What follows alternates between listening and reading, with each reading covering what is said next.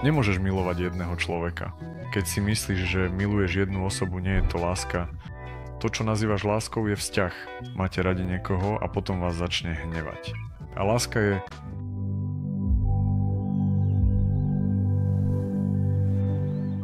Ahoj, Artur. Ahoj. Chcem začať poďakovaním za to, že ste tu a za to, čo robíte. Mám takúto otázku. Povedal si, že láska je bezpodmienečná. Áno. Je to nesmierny pocit, teda nekonečný pocit života. Myslíme si, že láska je postoj k niekomu. To nie je pravda. Postoj k niekomu je postoj k niekomu. Môže to byť príjemné, môže to byť nepríjemné. Toto nie je láska. Toto je jednoducho tvoje hodnotenie danej osoby. Keď niekoho miluješ, myslíš si, milujem tohto človeka, ale nemilujem tamtoho. Toto je vaše hodnotenie tejto osoby.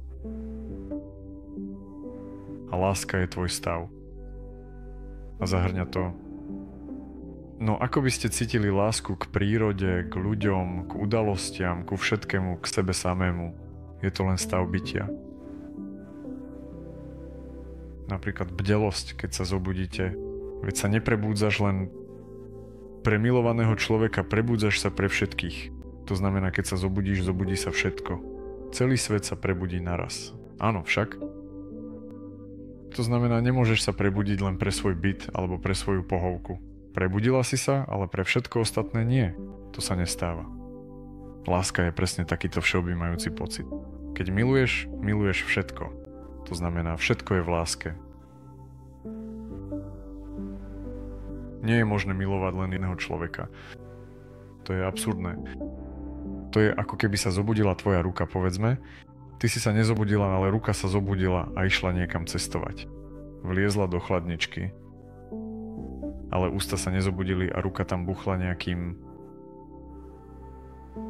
jablkom do hlavy. To sa proste nestáva. A nemôžete milovať len jedného človeka. Keď si myslíte, že milujete jedného človeka, to sa vám len zdá. Len sa to zdá. To, čo nazývate láskou, sú vzťahy. To je premenlivý stav. Teraz sa ti človek páči, potom ťa ten človek rozčuluje. Isté obdobie sa ti páči, potom isté obdobie ťa rozčuluje. To nie je láska. To sú len nejaké sympatie. To znamená, že je to ako vzťah k nejakým veciam. Ale láska je ako dýchanie. Nemôžeš predsa nemilovať svoje vlastné dýchanie. Nemám rád dýchanie, to predsa vôbec nejde. Dýchanie ma naozaj rozčuluje, úplne ma to dráždi a obťažuje. Všetci ostatní majú úplne normálne dýchanie. Ja mám nejaké hlúpe, všetci proste normálne dýchajú. Všetci tam, kde sú. Krvný obeh napríklad, alebo gravitácia. Rozčuluje ma táto sila, gravitácia, to priťahovanie k Zemi. To znamená, že nemôžeš, je to faktor, ktorý je tvojim stavom a láska je tiež len tvoj stav a nevylučuje nikoho a nie je zameraná na niekoho konkrétneho. Jednoducho miluješ, žiješ v stave lásky, kde sa ti možno tvoj manžel nepáči, ale aj tak ho miluješ. A keď miluješ a zároveň sa ti ten človek páči, to je úplne dvojnásobné šťastie. No, to je proste skvelý stav. Ale ak vieš milovať, miluješ všetkých ľudí, nezávisle od okolností. Aj keď už necítiš sympatie k svojmu manželovi, tie pocity môžu jednoducho pominúť. Môžeš si uvedomiť, že to bola chyba. Jednoducho v určitom momente života sa ti niekto páčil, zaujal ťa a to pominulo. Ale to ti nebráni cítiť lásku. A to aj k nemu. K stromu, k manželovi, k mačke, k jednorožcovi. Aj macha môžeš milovať. A ako to môžeme dosiahnuť milovať všetkých? Presnejšie povedané všetko. Nemám žiadne negatívne pocity voči ľuďom. Áno, ale to nie je láska. Tak to urobme znova. Láska nie je vzťah s niekým alebo s niečím. Preto hovorím, že mám práce dosť do konca života.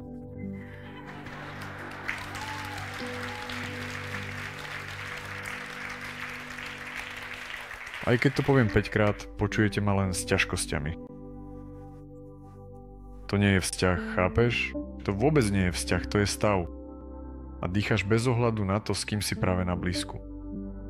Od človeka môže, ísť nepríjemný zápach. Ale dýchaš a nemôžeš sa za to nenávidieť alebo sa cítiť menej cenná.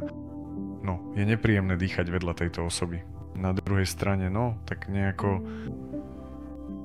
Je dosť zriedkavé, že narazíte na človeka, ktorého vôňa vás napríklad úplne dráždi, no ak nie ste od prírody rozmarný človek. Tak a to je všetko. Láska je len prirodzený stav, v ktorom nemáte voči nikomu žiadne nároky.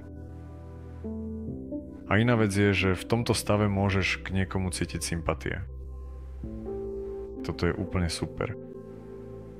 Láska je hlavný, základný stav, najväčší stav, ale ty ju neobjavuješ. Chýba ti pozornosť. Preto je potrebná meditácia, aby si sa mohol dostať zo svojich sympatí, vášni, nenávisti do pokojného stavu. A už v tomto pokojnom stave budeš môcť cítiť lásku k životu. Celkovo je to jednoducho stav lásky.